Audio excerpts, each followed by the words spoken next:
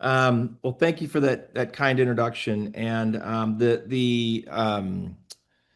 the handout is my entire presentation tonight. So I've got, I don't know, quite a few slides. I'm gonna run through these pretty quick. Um, Hold your questions until the end. Go ahead and chat them in, and we'll get them at the end. But I am super excited about this topic. I have been asked to speak on this at least 2 dozen times in the last year. And it is really kind of crazy what's going on in terms of how patients are going to be finding you online with the influence of artificial intelligence. And so this presentation is to basically demystify what's happening with search and AI search, and to give you 5 things that you can do to help set yourselves up or your practice up to be found by patients for the next several years. Okay. So let's jump into it. How do I build dental authority to be recommended by AI search?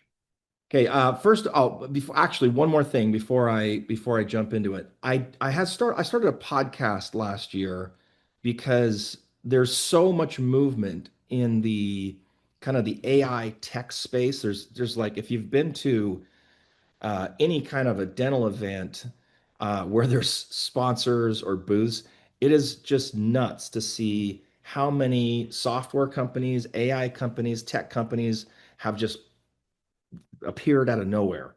Um, and so I started this podcast to try and just kind of like quell a little bit of the chaos. So every week I have somebody come on who is a key opinion leader with dental AI or technology in the dental industry. And I really dig deep and try and demystify some of these things. So anyway, this is you can subscribe, you can listen to the podcast. There's a whole, I've got maybe 65 podcasts already recorded. Really interesting stuff. And I really spend a lot of time to make sure that it's not a fluff piece. I actually go pretty deep on the topics and challenge the guests and so forth. So if you're interested in AI and technology in the dental industry, this is a good podcast to follow. All right, here's what we're going to talk about today. We're going to talk about the atomic shift in patient search. We're going to talk about how AI establishes authority, and then there are 5 sources that actually will help build AI authority. And when I say the word authority, I'll explain what that means. The fourth bullet point, authority with AI content. I don't think we're going to be able to get to that in an hour and 50 minutes, so I'll probably skip that and we'll go straight to Q&A. So here's what's going on. Right now, we are in the middle of like a massive shift. I'm calling it an atomic shift in how human beings use search engines. And the best way to describe it is to use this analogy. It's called I'm calling it my librarian analogy. But here's what's happening.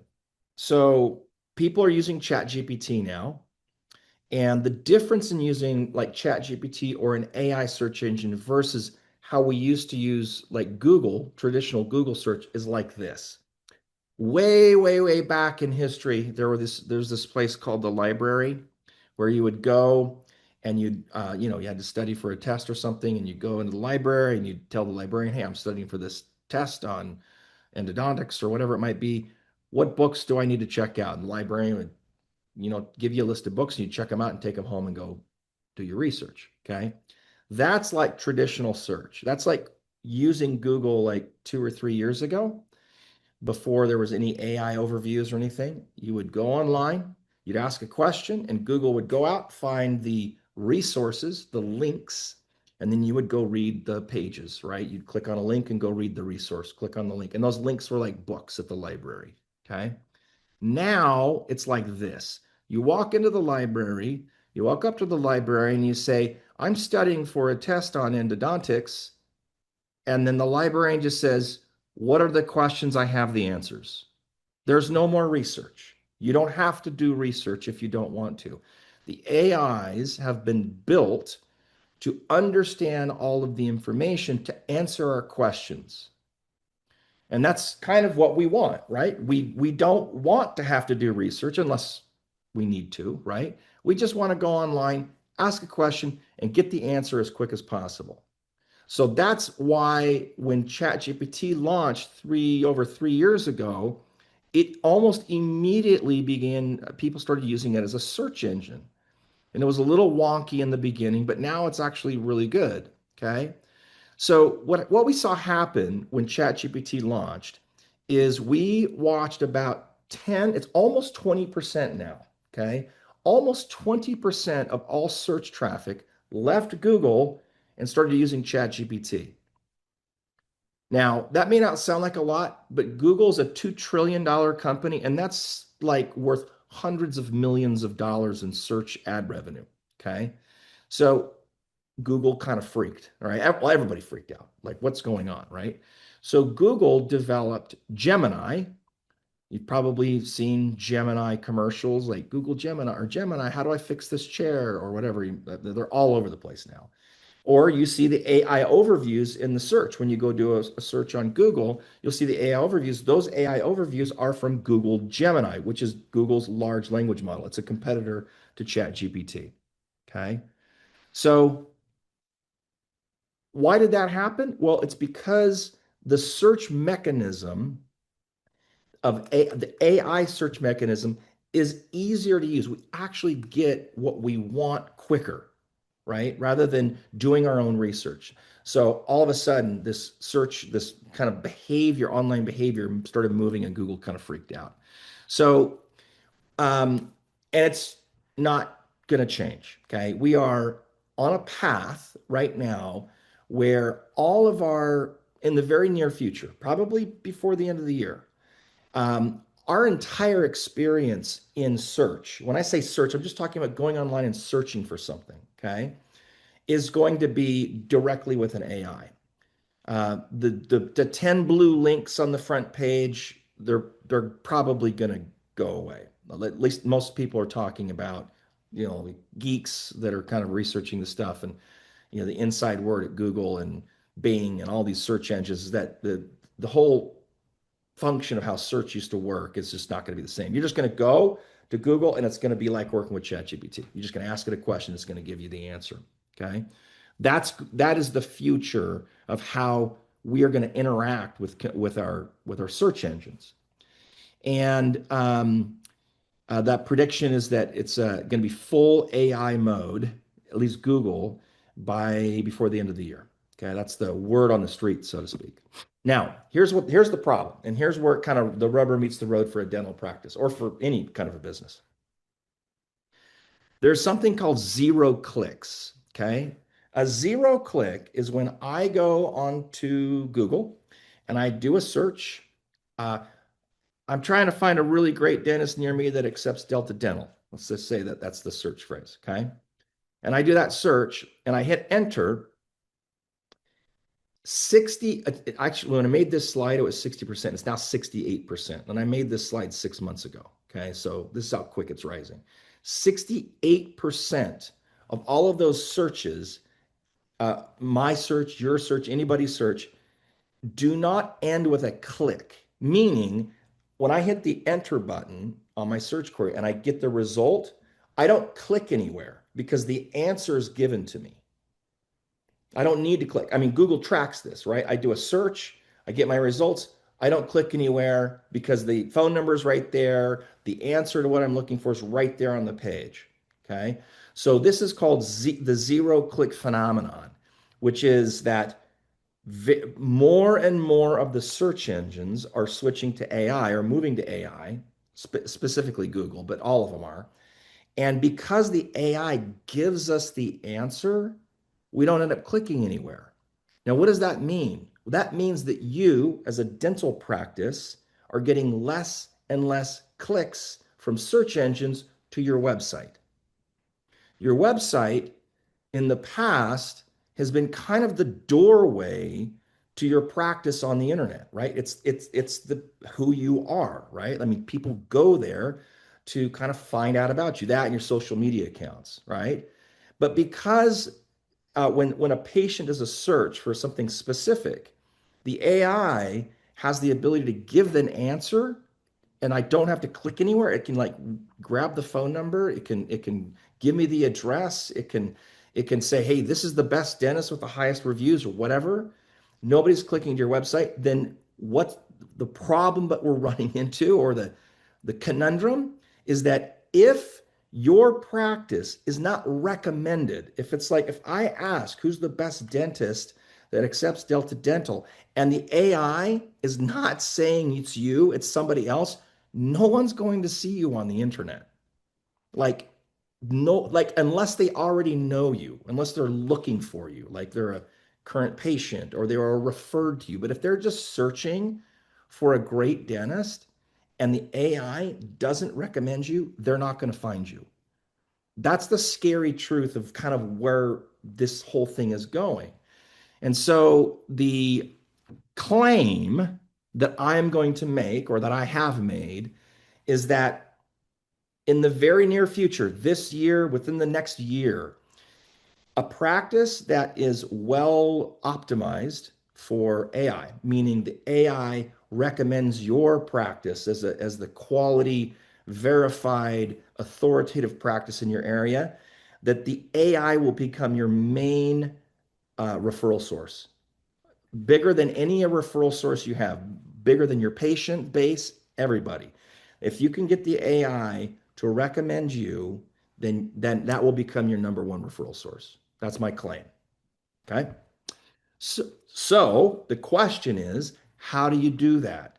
How do you become recommended by AI? And what all of the search engine companies, the AI search engine companies, are saying is that you have to become the authority in your industry in order for the AI to trust you and to recommend you. Now, what does it mean to become the authority? Okay. In in human behavior, if I am in your area, if I'm in your town and I get to know you, I can shake your hand, like if you're the doctor and I can shake your hand and we can build a relationship and I can trust you and I know you do good work, and people say good things about you, and I can build a relationship, right? You become the authority in my mind, okay? In a human to human relationship. And so I obviously call you when I have a problem, well, I need to get a cleaning or whatever, right? That's a human to human relationship. But when we're talking about AI, the AI is trying to do the same thing, but it's not human. Regardless of what you've heard on the internet, it's not human, it's not alive, okay? It has to predict authority. It has to try and it's trying to do the same thing. I mean, if AI were alive, it would walk around, meet everybody, get to know them, check their work, and say, oh, these are the best dentists, right? It can't do that. So it has to look at information online in order to uh, kind of like make its best guess at who is the authority, and then that's the one that the AI, or those are the practices that the AI will recommend. So the question is what is it looking at online? And there are 5 things that it looks at, and that's what we're going to talk about. Okay. So hopefully you don't have a ton of questions so far because I'm burning through this. Okay. So this is how AI works, and then we're going to talk about how those 5 things. So here's how search used to work. And I think this is important because it'll help you understand why I'm going to say, why I'm going to recommend these 5 things that you need to do. Retroactively, why they're important. Okay. If you understand how the search engine actually functions kind of behind the screen or behind the veil, so to speak, then you'll understand why I'm making the claim of these 5 things. So here's how search engines used to work. You used to go, if you were to hire me or my company to do search engine optimization, SEO, what they call it. That's just you're doing things to help your client, the dental practice, rank higher in search. Okay, that's what SEO stands for. What you would do is you would come to me and you'd say, hey, look, I want to rank for who's the best dentist in Miami, Florida. Okay, and I'd be go, oh, that's easy. Let's do it. So what I would do is I would take my copywriting team and my creative team, and we would start writing articles, like blog articles, articles for other publications in Miami that basically used best dentist in Miami somewhere in the title of the article. So a very simple example is I would write a blog article called "Who's the best dentist in Miami, Florida?" and I would publish that to your website. Because when somebody searches "Who's the best dentist in Miami, Florida?" the search engine would simply do a mirror match. It would match the query with an article or a page or a website that that was as close as it was to the search query. So if your search query was "Who's the best dentist in Miami?" That's the search query from the patient, and you have an article that says "Who's the best dentist in Miami, Florida?" then it's very likely that the search engine would find that article and put it as a link in the list. It's a dumbed down like explanation of how it works, but it was kind of that basic. You're just matching phrases with the content that you're creating. You're titling things, okay? So that's how it used to work. And we would just like Apple C, Apple V articles, and we just write tons and tons and tons of stuff for different keywords, okay? That is not how AI works, okay? AI is totally different. So here's how it works. This is the query. The query's in the middle here. Say a patient said, I think I may need my tooth pulled. I don't have insurance and I want someone great but affordable. Who do you recommend near me? That's the query, okay? And you'll notice also, if you guys have used, just as a side note, if you've used any ChatGPT or Google Gemini or Claude, and you're kind of like talking like on an app on your phone, you're talking to the AI, you'll notice that your queries are longer because people are starting to kind of communicate with computers like as if it's another human being because it understands human language. So more and more people aren't typing their queries, they're speaking their queries, and the queries are getting longer. Okay. So this query in the middle is a very typical query for a voice search on like ChatGPT or Google Gemini. Now, what AI does is it takes that query and it doesn't answer the query. It breaks the query up into maybe a dozen or 2 dozen sub-queries, sub-questions that will help it answer the main query. So it's basically going, okay, if I'm going to answer this question, I need to ask these other questions to get some information for me to answer the main question. Okay. We call these subqueries. So these are some examples of kind of subqueries. Dentists near me, who are emergency dentists near me, affordable tooth extraction. These will be just other like queries where it asks those questions to answer the original question. And what does it do? It goes out on the internet and it looks at everything. It looks at your reviews. It looks at your social media posts. It looks at forums, articles, directories, your website. And it's not looking for answers to the first query. It's looking for answers to the subqueries, the little ones, right? That support the main one. It grabs blocks of information. It's not looking at entire websites. It's maybe grabbing a paragraph from the middle of a blog article that was written 6 months ago because it specifically answers one of the subqueries, okay? And it grabs that and it grabs something else and it grabs something else and it pulls it all in and it trains itself to come up with its own answer. Okay? So it's using it as fodder to answer the question appropriately with as much information as possible. So it spits out the answer. So the answer is not copied from anywhere. It's its own answer based on these chunks of information where it's grabbed it. Okay. So that's how the AI works, right? It's not looking at the initial query, it's looking at subqueries, and it's not copying and pasting anything. It's grabbing information and training its because it understands human language, it's training itself to give its own answer. Okay. So when you do a search and you see the AI overviews at the top of Google, that's what's happening. It's gone out, it's done subqueries, it's pulled it all in, and it's giving you its own answer, trying to give you exactly what you need. Okay. So that's the difference on how search used to work and how AI search works. Now, here are the 5 places that the AI goes to get information and how you can optimize or kind of like set yourself up so that the AI sources your content. Okay, because the trick here is if the AI is breaking down this initial query into subqueries and it's going out and finding little pieces of information to answer it, you want your company, your practice to be one of the places where it sources the information from. Because if it's sourcing information from you, it will cite it in the response. It'll say, oh, I got this information from there, and they will link to it. Okay. So you have to become the source for the subqueries that the AI is going to train itself to give the answer. Okay. And here are the 5 things that you need to do and the 5 places that it's going. All right. 1, your website. That's the number 1 place where the AI goes to get information. And I'm going to talk about each one of these. Okay. So the website. 2, your Google business profile, which is your listing in the Google map. It's like your little pin in the map. Social media, online directories, and user-generated content. And I've placed these in order of what I feel like is most valuable to least valuable. Okay. So I'll start with the website. Now, for each one of these, I'm going to tell you why it's important and 4 things that you need to do in order to kind of set yourself up so that you will be more likely to be sourced and recommended by AI.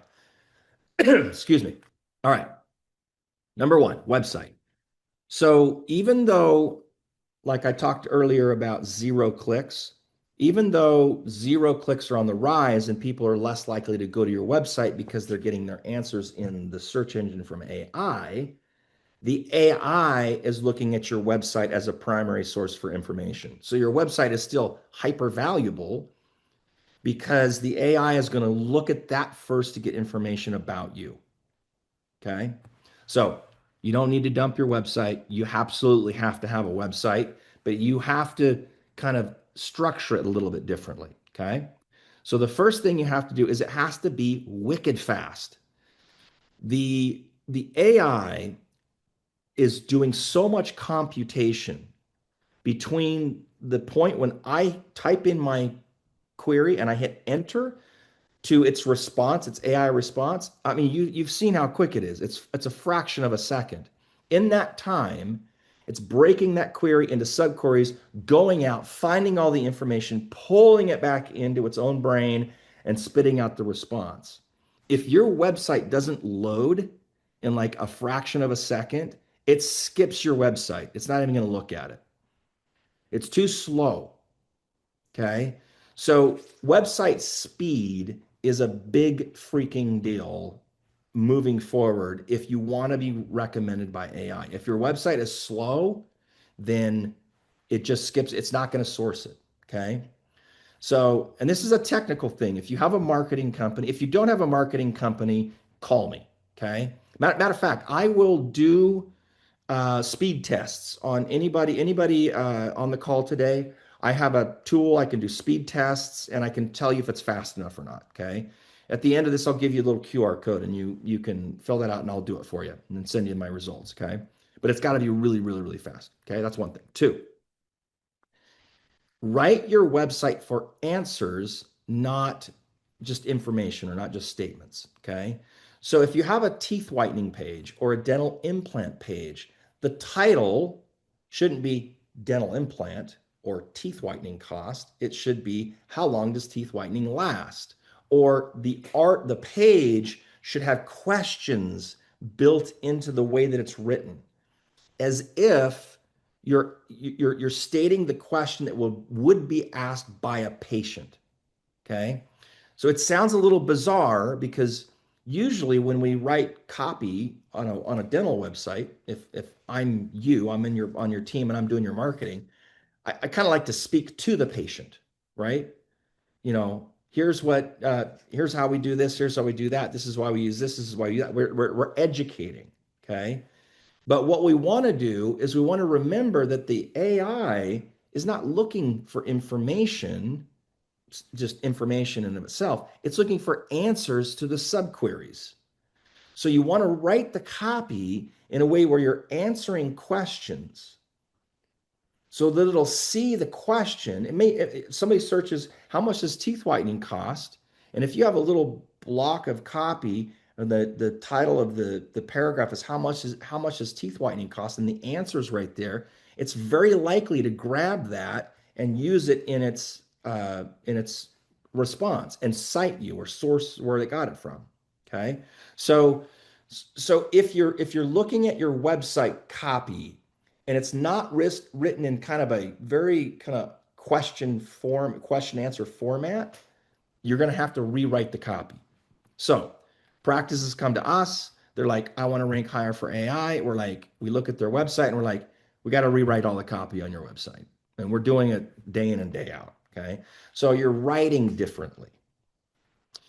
3, add frequently asked questions to the bottom of all of your service pages and your blog posts. So at the bottom, just put 3 or 5 questions down at the bottom. It's your dental implant page. How long does a dental implant last? What are typical questions that patients ask you about dental implants? Put them in questions in an FAQ section all the way at the bottom. Put a question and an answer. That's actually a really easy way to like just add some questions to your website without having to rewrite the whole page. You can just add them to the bottom of every page. Okay. 4, you have to have a blog. And I know there are 112 people on this call, and I guarantee you there's only one person that likes to blog. No one likes to write blog articles. It's boring as hell. I don't even like to write blog articles, and I'm in the business of writing blog articles. It's a pain in the butt, but you have to do it. If you do not write blog content, you will likely not get picked up by AI. So, number 1, check and see if you even have a blog on your website. If you don't, you need to add a blog. Okay. And 2, you should be writing a blog article once a week. I have found that unless you love writing, you probably should hire somebody to help you do this. Okay. And to make sure that they're writing these articles that are good, that's good fodder for the AI. So they're written in question answer format. Okay. So those are the 4 things you got to do with your website: speed, write for answers, add FAQs, and you have to blog. Do that, and you will start being recommended by AI much higher than you are now. 2, your Google business profile. Your Google business profile is your listing in the Google database. So when somebody goes to Maps and they search dentist near me and you show up in the map, that's your business listing. It's Google's direct business directory, right? And it is the number 1 source for your identity on the internet. Meaning it is kind of like the gold standard. If somebody is questioning, if anybody's questioning, not just people, but like if other companies, other directories like Yahoo or Bing or Yelp or whoever, if they're questioning what your address is or what your phone number is, if they or whatnot, they go to Google and grab the data from Google. So your Google business profile has to be correct. Now, almost all Google business profiles nowadays have the correct name, address, phone.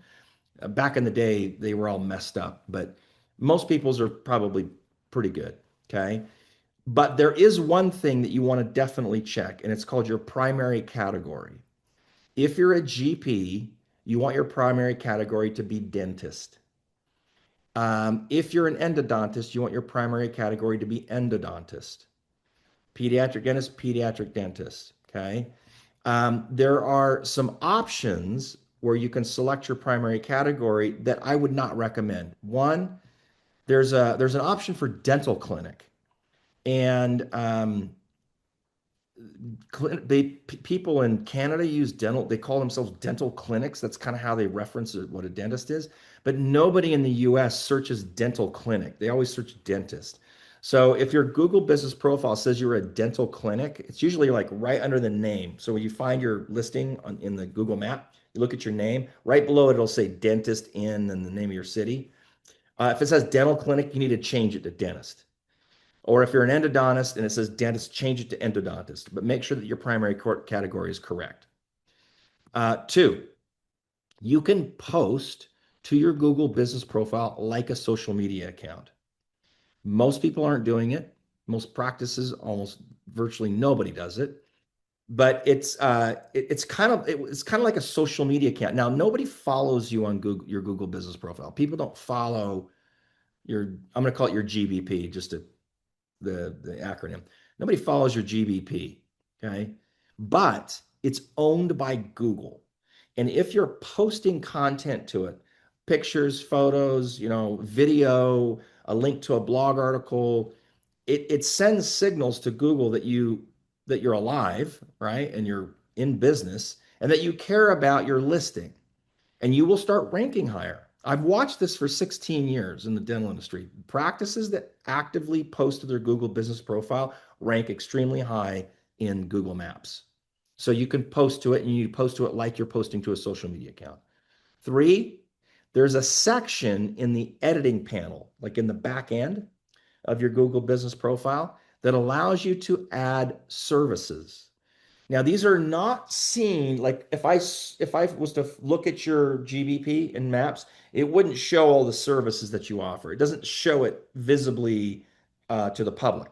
But in the back end, it has this place where you can add every single service that you offer, and you can describe it. Like, I offer dental implants. Oh, well, what does that mean? Okay. And there's no limit to the number of services that you can add. And what Google has done is they've added that to help give search engines more reference about what you offer and what you do. Okay. So if the name of your practice is Smile Dental and your address and phone number are here on your Google business profile, there's no other information in that Google business profile to identify the type of dentist that you are.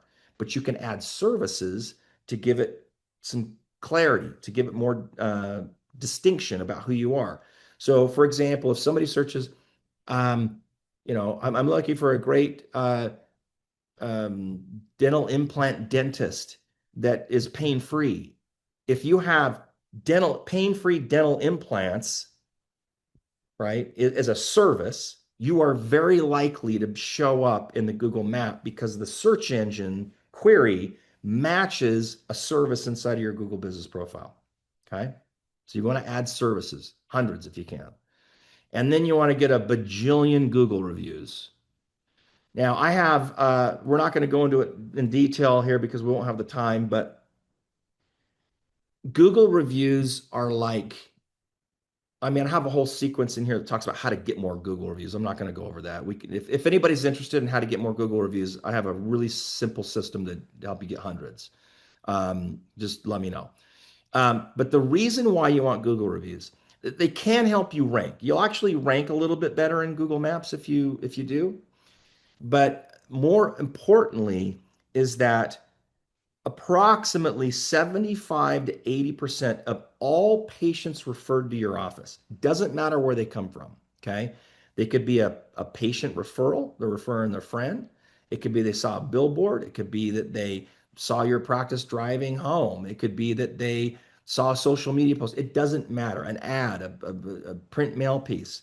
Almost three-quarters of them are going to check your Google business profile before they make a phone call.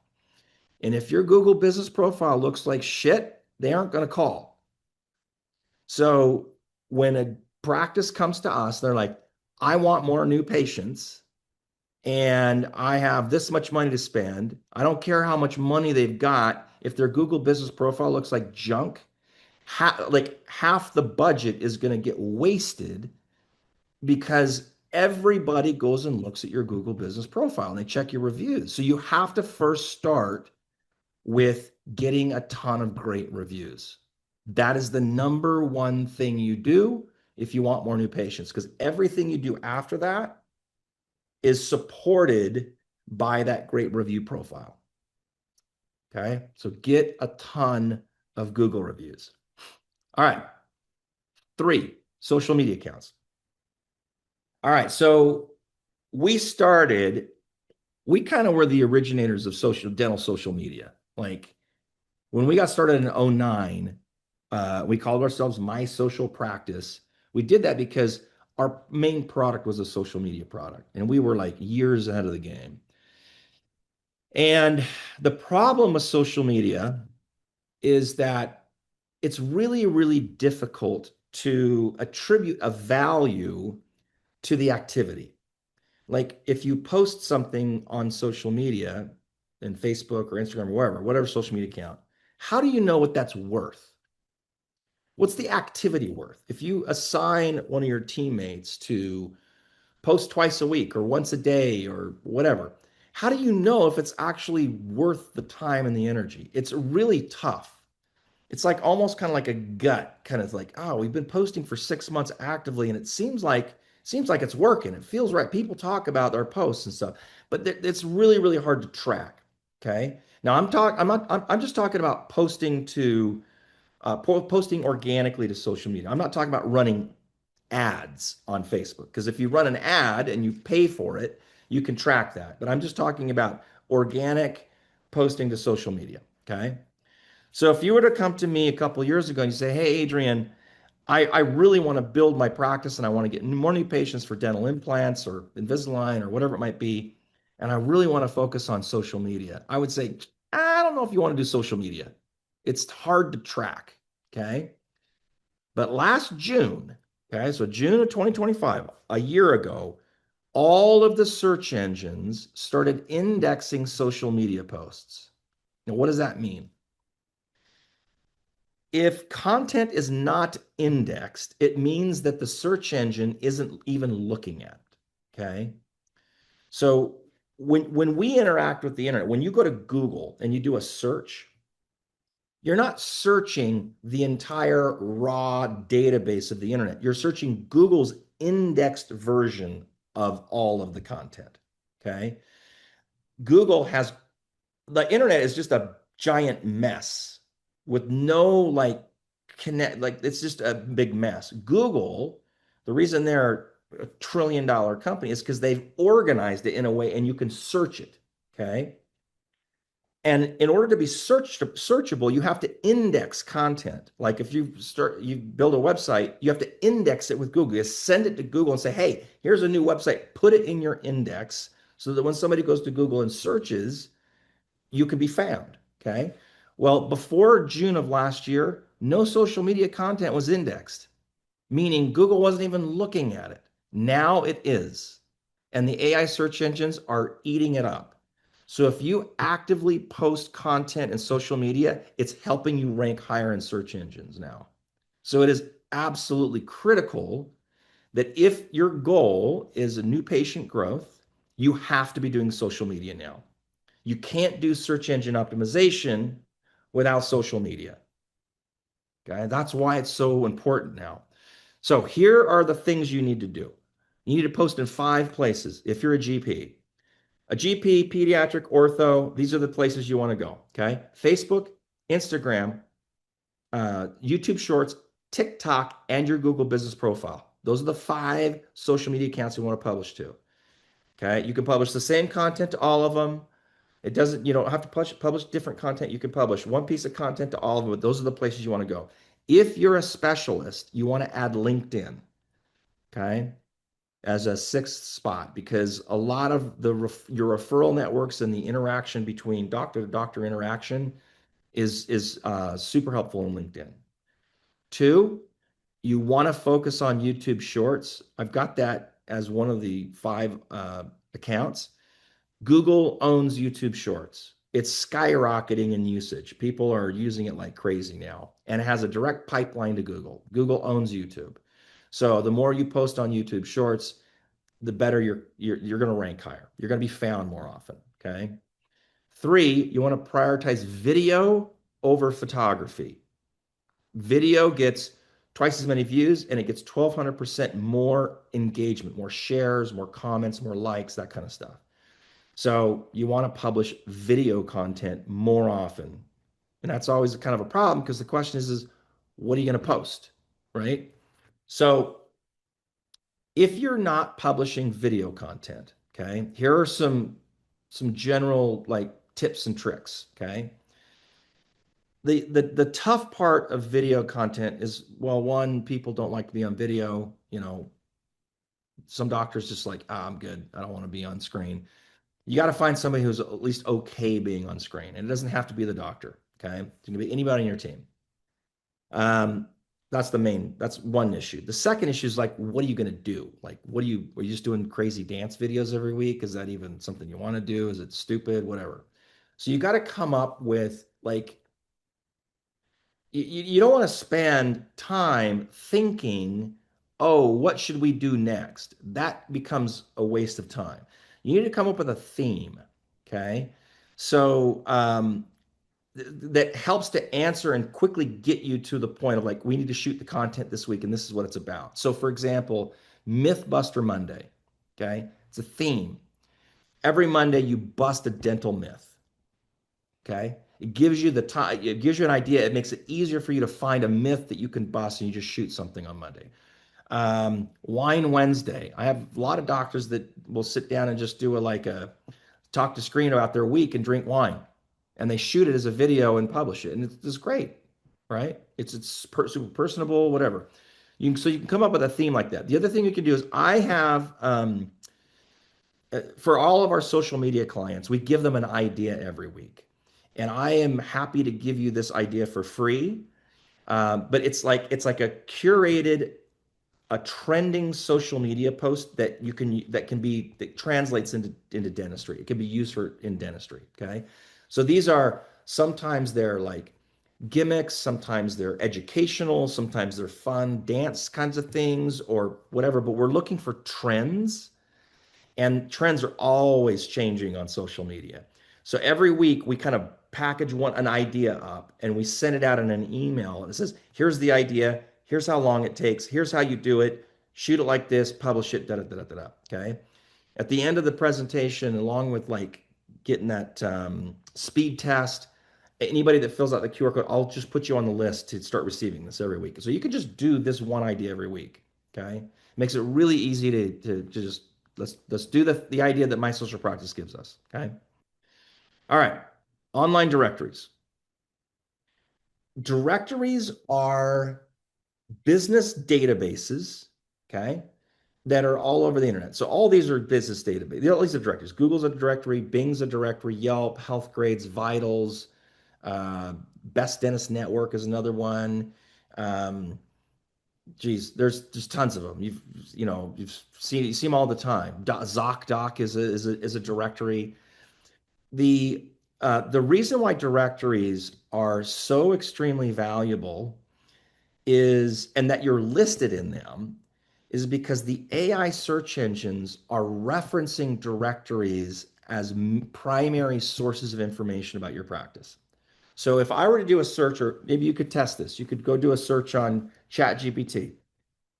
You just do a search on ChatGPT, you ask a question about, not about you specifically, but something like a patient would ask, like, hey, ChatGPT, um, I'm looking for, well, I'll just use the example I use it for. I'm looking for a great dentist near me that takes Delta Dental and is open on Fridays. Can you help me out? Something like that. When the response comes, you'll notice at the bottom of the response, there's a little link that says sources, which is, if you click on that, it'll open up on the right and it'll show you where the AI went and grabbed all the information to answer your query. Okay. When you look at those sources, a lot of times they're directories.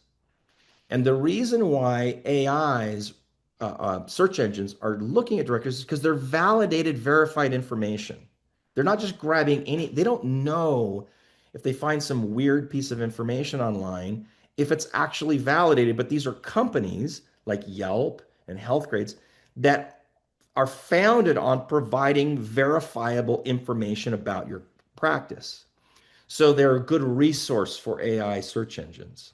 So what you want to make sure is that you're listed in all the directories. Okay. Um, there's probably about 50 to 60 directories that are kind of healthcare related that all dentists should be listed in. And I have a little tool. If you got somebody helping you with this, great. If you don't, I have a tool that can check and see if you're not listed in some of them, and I'm happy to do that research as well at the end here and send you a list of what you're not listed in. You can go out and list yourself, or we can help you out with it. But whatever. But you got to be listed in the directories. The other thing that you want to look at is um, one other thing I'll mention, I actually had a slide here that I deleted, but I'll mention it. There are there are directories that are, we call them hyper local directories. Okay. These are directories that are tiny, tiny, tiny. They're like related only to like your town. An example would be like best of Austin, like the best businesses in Austin. That best of Austin is a directory only for Austin. And we found that the AI search engines actually really like these smaller directories. And so you want to make sure you're listed in those. And you just gotta have to go do them. You just have to submit your stuff manually, all right, to these like really small ones. But they are often cited by AI. So the best way to find out which directories those are is to do what I just recommended, which is to go to ChatGPT, search a bunch of different kinds of questions, and then look at the sources and see if there's directories that you're like, oh, that's a local directory.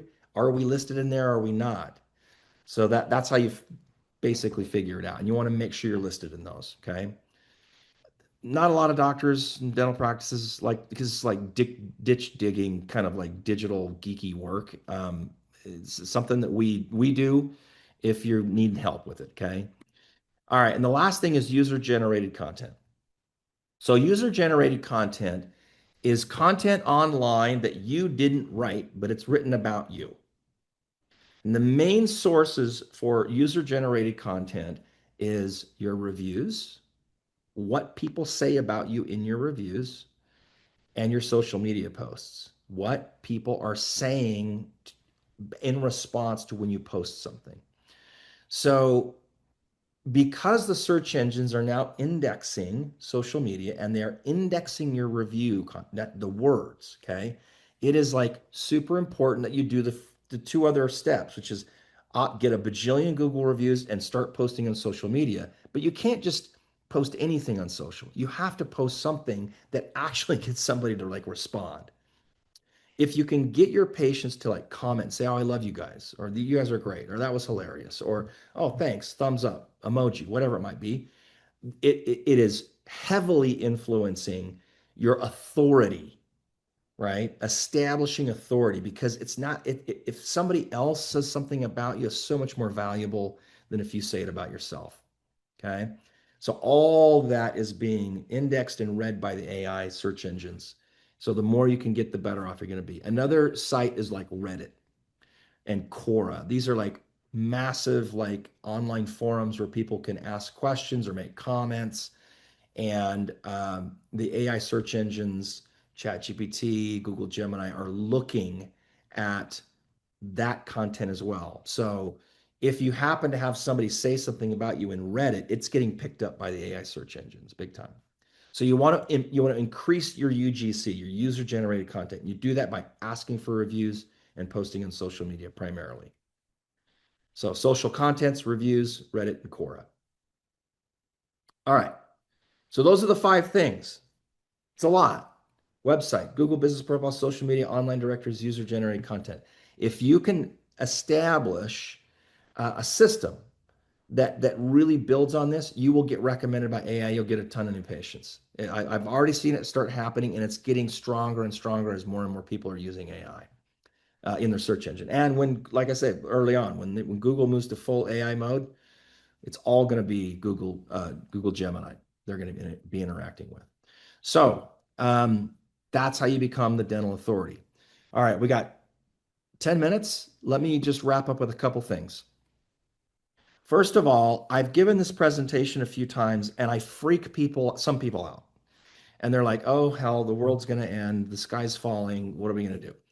I don't want to have to do this. This is ridiculous. I might as well just go out of business. I actually had a guy get up and like almost walk out because he was so frustrated. And I was like, oh, I think I might be, I think I might not be delivering this correctly. All right. But here's the reality. We are super early. Okay. What I'm talking to you about, 90% of the industry does not have any idea what I'm talking about. Okay. We are really, really, really early. If you start focusing on this, or at least making it part of your marketing strategy, you are going to benefit big time as things kind of pick up and we kind of fully move into this AI world that we're moving into. Okay. So it's super, super early. Don't be frustrated. Early adopters of new technology or systems or marketing end up like basically like getting so far ahead of the pack, so to speak, that they can't be caught. Okay. So there is plenty of time for this to be implemented into your practice and to start seeing and reaping the benefits of AI search engines and recommendations and so forth. Back in the day, when right after we started our company in '09, one of my first clients was Anissa Holmes, Dr. Anissa Holmes, and she um, really took off. Before we got done working with her, she had 50,000 followers on Facebook. And she did so well that she basically retired from being a dentist. She didn't do any other marketing. She just did social media and she just took off, right? I mean, I never worked with anybody else that did as much as she did on social media. She never had to do any other marketing. She was getting 50 to 75 patients a month just from social media. All she was doing was just publishing stuff once a day, right? But she was doing it in '09 before anybody else thought about it. So she eventually started her own marketing company and became a competitor with us, which is funny. But I brought her onto my podcast, right? The Bite Size Podcast. And I was asking her about the early adopter advantage. And I want to play this really quick for you, just her comments, and I'll explain what she's talking about. Early advantage is what you're talking about. And honestly, this is why I was number one in Google. This is why I had 50,000, because 2 years later, when I started teaching Facebook marketing and all of my Facebook courses, I was showing behind the scenes. I was showing my screen. I'm like, this is how you make a Facebook ad. Like I was showing it. And there are people, even dentists in my own community, that were taking my courses. And they were doing the exact same thing I was doing, but they were 2 years too late in a sense, right? They could never, because guess what happened? The algorithm shifted.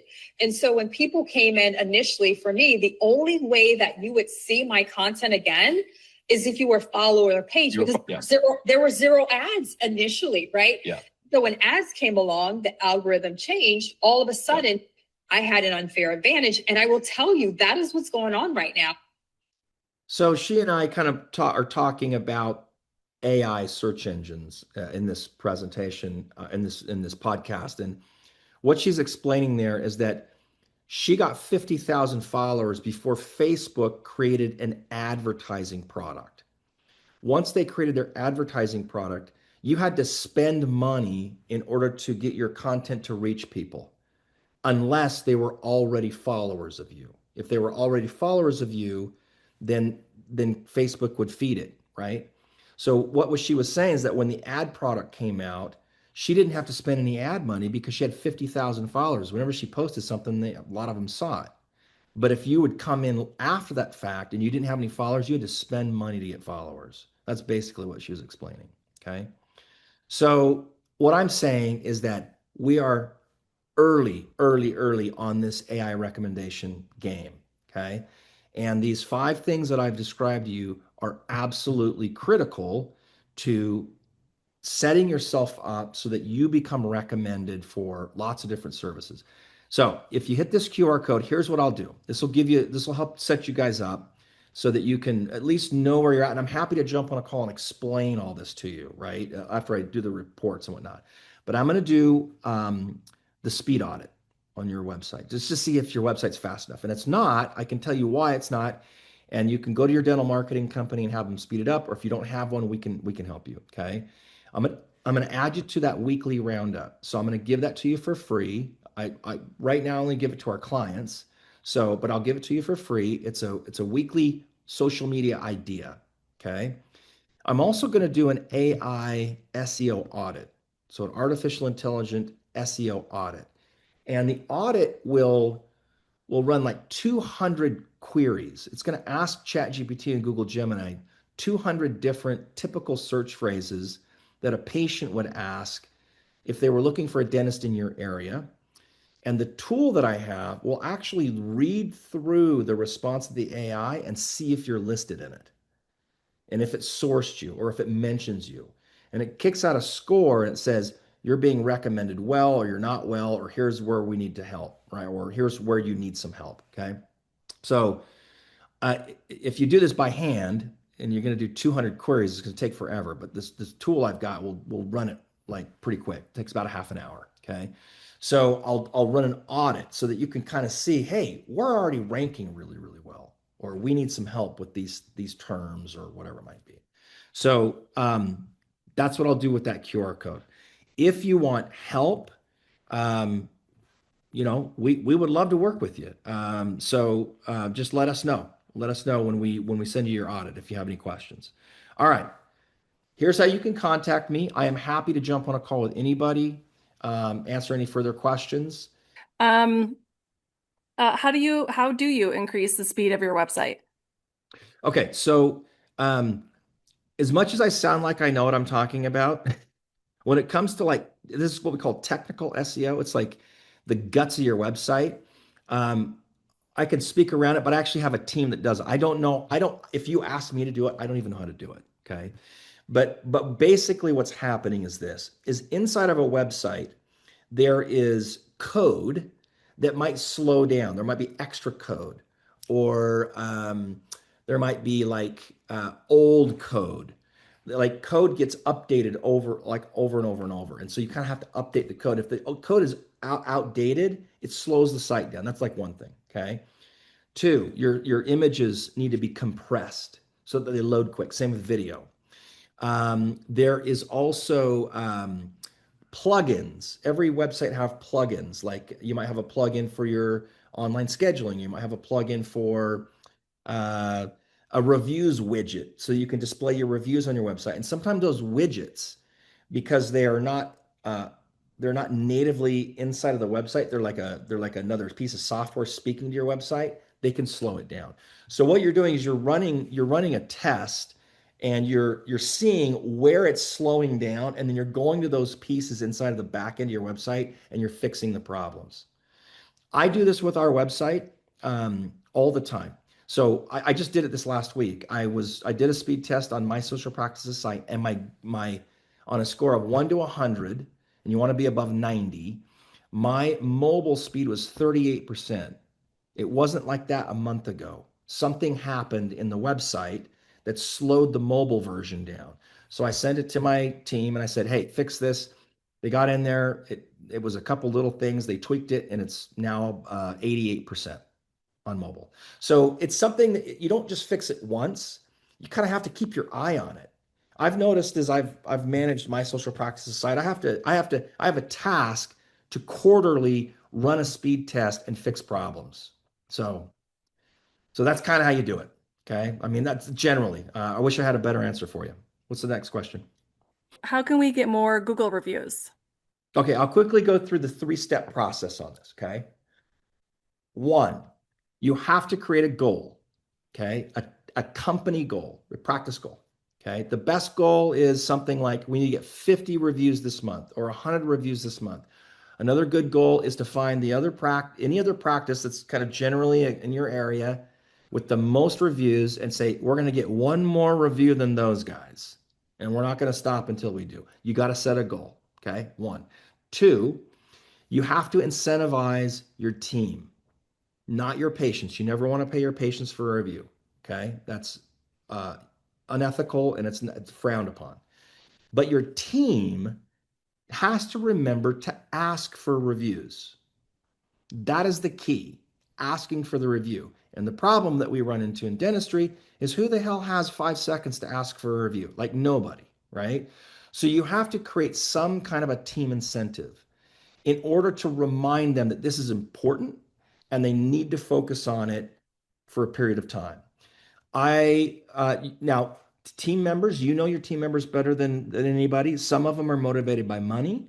Some of them are motivated by kudos and praise. So you can kind of approach this however you want. I have seen really good results from practices that do something like, hey, if you ask for a review and it comes in, I'll give you $2 cash. If they mention you in the review, I'll give you five. But if they tell a story and mention you, I'll give you 20 bucks. Because what you want is you want a review that says, hey, I just went into so-and-so dental practice and I worked with Trixie and she was amazing and blah, blah, blah, blah, blah, blah, blah, blah, blah. You want the copy. You don't want a review that just says, these guys are great, 5 stars. You want stories. So doing something like that works. I've talked to several practices that have well over 1,000 to 2,000 reviews, and they're all doing something like that. It is a constant, like they're investing in getting reviews. You should set aside a budget to pay your people to get reviews. If you can figure out a way to not do it that way, then you're the only practice that I've known that's been able to get people to ask for reviews without them being motivated. So that's the second thing. The third thing is you want to try and make it as easy as possible. Okay. So um, a lot of people, especially elderly folks, they don't even know how to give a Google review. I mean, I can't tell you how many times I've like tried to train this at a speaking event, and I tell people to go give a Google review, and they all open up Apple Maps because they don't even know you got to go to Google Maps to give a review. So some people don't know how to do it. So there's simple texting softwares out there. Um, a lot of them are like there's a lot of practice management systems that have them now. But you probably want to get a system that allows you to text a link to the patient. So it would be something like this. Hey, hey patient, uh, hey Adrian, how was your experience? It was great, blah, blah, blah. Um, would you mind giving us a review? Sure. And then you just text them a link. So the patient gets the link, they open it up and they give the review. Oh, there's one other thing. Actually, that was number 4. Number 3. This is before 3. When you ask for the reviews, this is the way that you ask. Okay. Hey, I'm gonna talk to you, Lisa, like you're my patient. Okay. Hey, Lisa, how was your experience today? You say, great. I say, listen, Lisa, we have a goal to get 100 reviews this month. And you're one of my favorite patients. And I would love it if you could help me out. Would you help me out by giving us a Google review?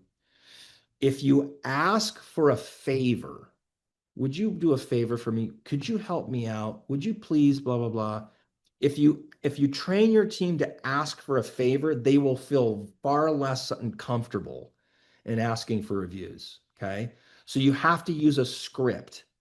And the script always starts with, could you help me out? I would love your help with something. Could you do me a favor?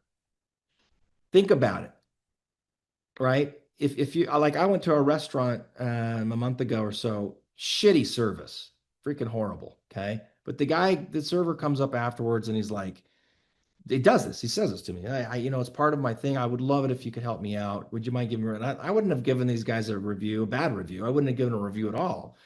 But the fact that the kid asked me to give him a review and that it helps him out, I gave him a 5-star review, right? Because I'm like, all right, whatever. He had a bad night, So I gave him a 5-star review because I want to help. We want to help people, right? Unless we're sociopaths. So we like to help. So if you give your patients the opportunity to help you, they will give you reviews. So those are the 4 steps, actually. Okay. So set a goal, incentivize your team, ask for a favor, ask correctly, and use a software.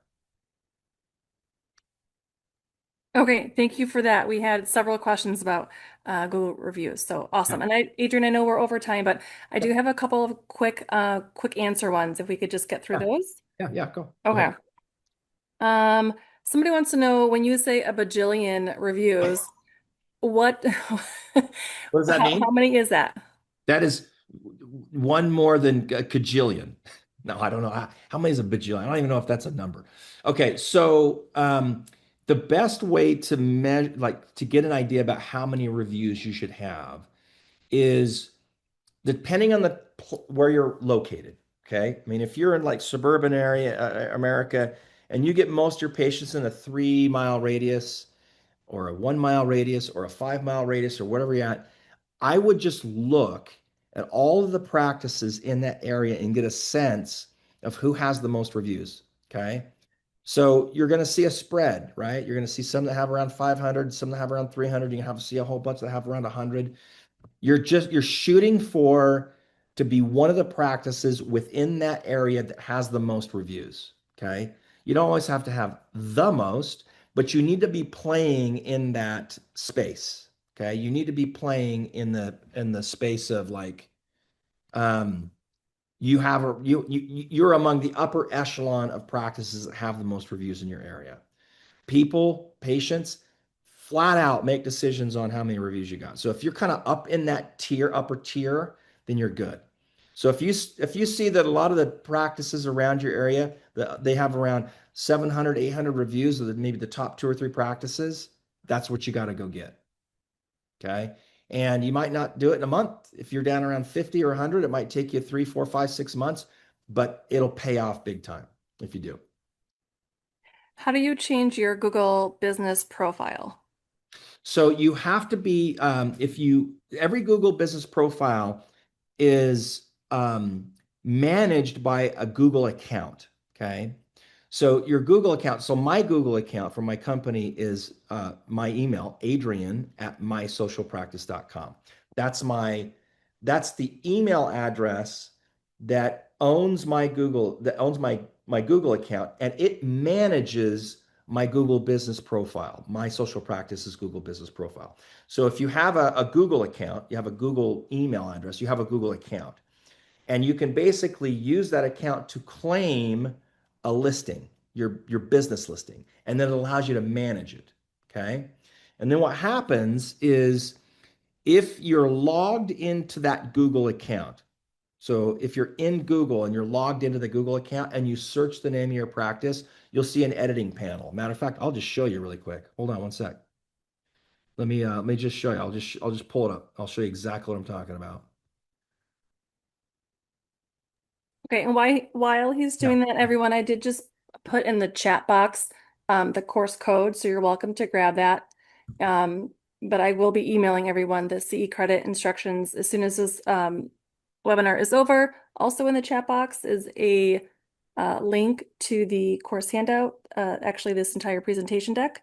But just in case you're not able to grab it from the chat box here, I will also put that in today's email after this course. Cool. Can you see my screen, Lisa, now? Yes. Okay. So I am logged in to my Google account. You see my little face up here in the corner? Google account, Adrian Lefler, Adrian, my social practice. I'm logged into the account and it manages my Google business profile listing, my social practice one. So when I search my social practice, you see this section right here? This is the editing panel. You don't see this unless you're logged into a Google account that manages the listing. If you guys search my social practice, you won't see it. You'll just see our listing down here. You won't see this editing panel, but you can edit everything right here. You can remember I was talking about services? They're right there. That's where you can add services. Edit profile. You can change the name, here's your categories. All this is right here. So to figure out where to try and figure out this problem, this is always the biggest problem with doing optimization for your Google business profile. It's trying to figure out whose freaking account owns the listing, right? So you got to figure out who owns the listing, and you got to log into that Google account, and then you can make the editing. Okay. Or you can do the editing. But until you're logged into the right account, you can't know. I'll show you one other example just to help you.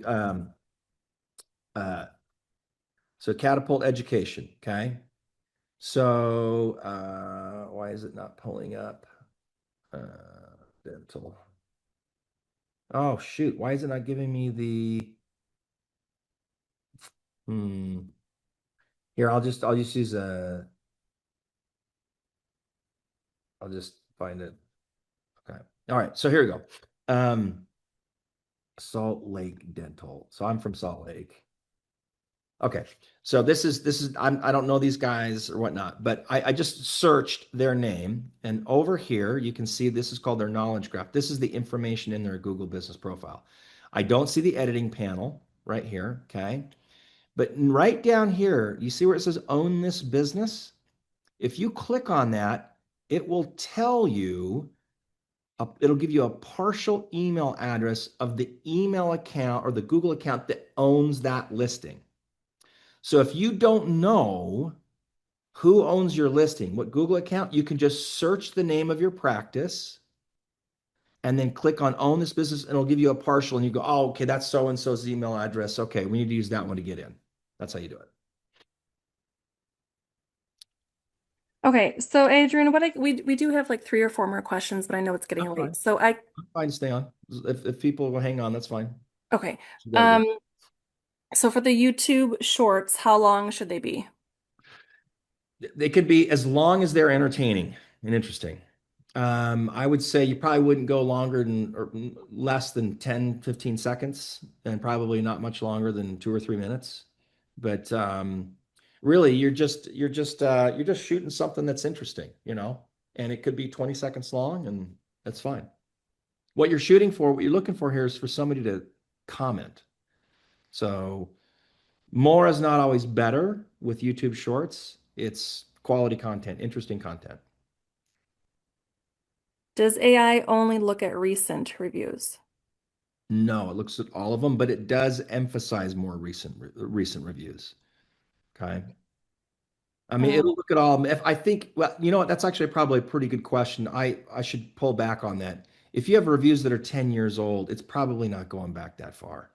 So I would say that it's heavily influenced by more recent reviews than older reviews, but I don't know how far back it goes, where it stops looking. Someone told me that Google reviews will not allow staff names soon. Any truth to this? I've never heard that. I've never heard that. I'm What not sure why they would do that either. That would be kind of weird. But anyway, yeah, if it happens, I'd be surprised. what software do you recommend for texting patients to ask for Google reviews? Um, well, we have one, and it's we just call it MSP reviews, my social practice reviews. But there are at least, I mean, when we launched our reviews product, it was like 12 years ago, and it was like one of three on the market. And so, but now like everybody's got one. What you're looking for is you're looking for one that sends the patient directly to your Google business profile. You do not want one where it asks a question like, did you have a good experience? Yes or no. And when they click yes, then it sends them to the Google business profile because those typically get found out by Google and you lose your reviews. So you want to ask the right patient, right? You want to ask patients that you know are going to give you a great review and send them directly to Google. Um, there is also something I will show you this really quick. Let me go back to my social practice. This is kind of a guerrilla way to do it. This is pretty simple. So I'm logged in here. If I go down here and you see this right here? It says get more reviews. I'm only going to see this if I'm logged in, right? If I click on that, I can copy that link, and that's the link that needs to be texted. So if you're comfortable, like if I send this to Lisa here, then she clicks on it as a text. If I send it to her in text, she clicks on it. It opens up it opens up like uh oh shoot. Well, I can't see it because I'm logged in, but it just opens up right and it says you just click the stars and give the review. So the only problem with that is that you're sending the text from one of your employees' phones. And if you have a bunch of cute, you know, gals and they're sending text to creepy old dudes like me, you might have a problem on your hands. So usually these texting softwares will hide the phone number that it was sent from. That's one of the reasons to maybe use a texting software. But if you want to test one out, call me. I'll set it up I'll give it to you for free for like a month or something like that. You can test it out. It's only like $100 a month or $50 a month or something. So super, super cheap. Okay, and last question is any suggestions on how to respond to reviews? Yes, you have to respond to reviews without revealing the fact that the patient is your patient. So the best way to do this is to use AI. You go to ChatGPT and you say in ChatGPT, I just received this review. Put the review in. I need to respond to this patient without revealing the fact that they're my patient because I need to stay HIPAA compliant. And ChatGPT will write a response to the review that you won't get in trouble for. You can also just say, and I want you to say a couple things about, in the review. So it could be something like, hey, ChatGPT, I need to respond to this review. Copy and paste the review in. I want to let this patient know that we absolutely enjoyed meeting them, or uh, we can't wait to see them again, or we really appreciate their wonderful attitude, or something like that, right? But I need to respond in a HIPAA compliant manner, and then you hit enter, and ChatGPT will kick it out for you, and it'll give you a really, really good one too.